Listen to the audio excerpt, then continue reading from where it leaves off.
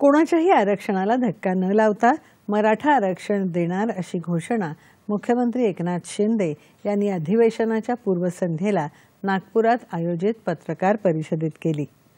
चहापानावर बहिष्कार घालणारे विरोधकांचं पत्र हे अधिवेशनाच्या अंतिम आठवडा प्रस्तावासारखं आहे। विरोधकांनी आत्मपरीक्षण करावं असं ते म्हणाले।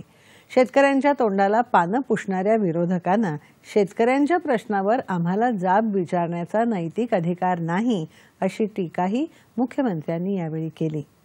विदर्भ मराठवाड्याच्या प्रश्नांना न्याय देण्यासाठी हिवाळी अधिवेशन नागपुरात घेतलं जातं, मात्र विरोधी पक्षाला या प्रश्नांबाबत आस्था नाही, त्यामुळे त्यांनी चहापानावर बहिष्कार टाकला आहे असं सांगून उपमुख्यमंत्री देवेंद्र फडणवीस यांनी अधिवेशनाच्या पूर्वसंध्येला आयोजित पत्रकार परिषदेची सुरुवात केली। विदर्भ मराठवाडा आणि राज्याच्या मागास भागाला काहीतरी मिळेल यासाठी विरोधकांनी सभागृहात चर्चा करावी असं आवाहन त्यांनी विरोधी पक्षांना यावेळी केलं।